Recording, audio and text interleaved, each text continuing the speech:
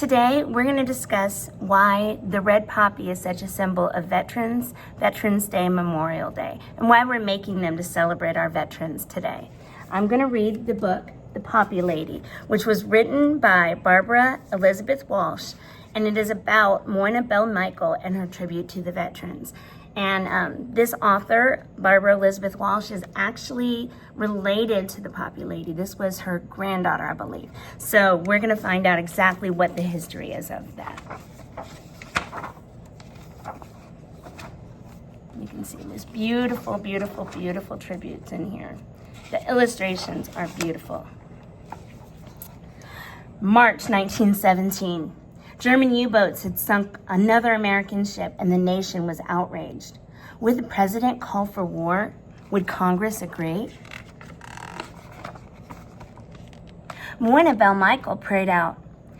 She had been touring Europe when war first broke out in the summer of 1914. But now, bomb craters, trenches, barbed wire barriers, and battlefields covered the beautiful countryside. Visions that still made her shudder. April 1917. The paperboy wheeled his bicycle across the University of Georgia Normal School, slamming on his brakes when he reached Moyna. Moyna snatched the Athens banner away from him, struck by the thundering headline, "Wilson Asking for War." Moyna slowly climbed to the top of the dormitory steps and held out the newspaper for all to see. It was striking how different personalities reacted to the sight of that headline. As war began hammering across the home door of every American, Moyna knew what war would mean to the college girls. She was their teacher and foster mother. Their brothers, their sweethearts were of war service age. Some of their fathers were. Moyna promised she would let them know as soon as the president and Congress reached a decision. All night, Moyna called the Athens banner. Each time she was told to be patient. The president was still talking to Congress. At 10:30 p.m., she called again. "Tell the young ladies to say their prayers, to go to bed and to sleep," the frustrated editor replied. When news broke, an extra edition would be delivered to campus and into Moyna's hands.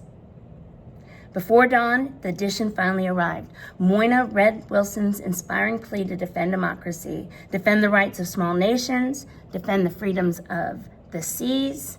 America was going to war. Moyna vowed to do everything she could for the soldiers, to remember them. Moyna knitted socks and sweaters, rolled bandages for the Red Cross, and when enlisted friends and students came to say goodbye, she gave them a little remembrance to take overseas. But Moyna wanted to do more. She delivered books, magazines, and candy to their camps nearby. She and her friends invited soldiers home for dinner. And I felt privileged to give my best welcome to those lads in my country's uniform.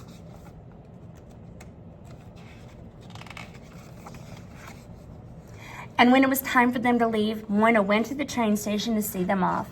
And my heart was thrilled with pride for their bravery, courage, and cheerfulness. They were so young. They were so innocent of the dangers they were to face. But Moyna needed to do even more. To become a canteen worker for the YMCE to help the soldiers overseas seemed perfect. She successfully completed the course, but she was told that she was too old to go overseas. Moyna refused to give up, but what could she do now? Help the soldiers before they left for war. Moyna set up a desk in the basement of Columbia's Hamilton Hall where soldiers, sailors, Marines, and secretaries came during their free time. Every day brought privileges to serve men and women going overseas, each to face the submarine-infested Atlantic and the gas, bombs, and shrapnel of the battlefields. But as winter approached, the room turned large and gray and gloomy. The soldiers deserved a brighter, more comfortable place. Moyna knew what to do. With her small salary, Moyna bought fresh flowers and placed them throughout the room. More soldiers came to read and write. Others came to spend time with family, friends, and sweethearts. So often they would hang about near the desk, waiting for a bit of attention. And Moyna was happy to look at photographs, listen to letters, and share the latest hometown news. But she needed to do even more. One Saturday morning, a soldier left a magazine at her desk. Moyna turned to the marked page to find "We Shall Not Sleep" by Lieutenant Colonel John McCrae, a Canadian physician. She had read the poem many times, but she read it again, touched by John McCrae's tribute to the soldiers he could not save on the battlefield of Flanders, and that poem is called On Flanders Hill. The poem was most strikingly illustrated in color. Spirits of soldiers floated above a battleground covered in white crosses and bright red poppies. There were no names on the crosses, no memory of who rested beneath the red poppies, and Moyna knew what she had to do. She read the last verse slowly. Take up our quarrel with the foe. To you from falling hands we throw. The torch be yours to hold it high. If ye break faith with us who die, we shall not sleep, though poppies grow in Flanders field. So she made a silent promise, one that she kept. And now the torch and poppy red we wear in honor of our dead. Fear not that ye have died for naught. We'll teach the lesson that ye wrought in Flanders field. Moyna knew exactly what she had to do now. With their $10 check, she announced, I shall buy red poppies. I shall wear red poppies, poppies of Flanders field. Moyna went poppy hunting on the streets of New York City. It never occurred to me how the difficulty I would have in finding artificial poppies of Flanders field in the novelty shops of New York City. At last, she found 1 large and 24 small silk poppies. She pinned one on her coat and hurried back to her post at the Y. It was evening and the room was quiet. Moyna placed 1 large red poppy in the vase on her desk and handed out 23 smaller ones to the men and women leaving soon for France. She watched as they pinned them on their uniforms. Still, Moyna had to do even more. She would not stop until every American wore a poppy to remember the soldiers. Always. And that's exactly what she did. Now, this book is in my room, so if you want to read this epilogue, you can. But basically, what it's telling us is the legacy, and I'm going to read this. In Moyna Bell Michael's book, The Miracle Flower, which is the book she wrote about this, she explains how the 25th Conference of the Overseas YMCA War Secretaries, headquartered at Columbia University, adopted the poppy on November 9th, 1918. Since this was the first group ever to ask for poppies to wear in memory of our soldiers dead, and since this group gave me the money with which to buy them, I've always considered that I, then and there, consummated the first sale of the Flanders Field Memorial poppy.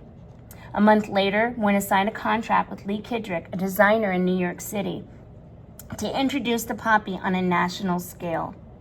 It was a border of blue on a white background with a torch and poppy intertwined in the center, and it was made into flags and pins and painted in the United States foreign countries.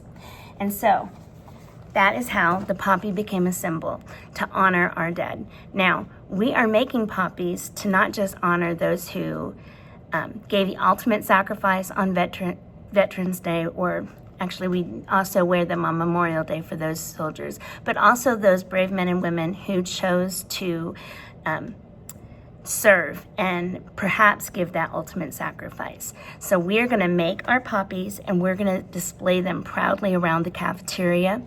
And on each of our poppies, we're going to write a thank you note to maybe to a service member that you know, maybe to an unknown service member, but maybe to somebody that passed and gave that ultimate sacrifice. And then we're going to make sure that the soldiers are able to get them. So please take great care when you make these poppies and do your best job, because these mean more than just an art project. Thank you.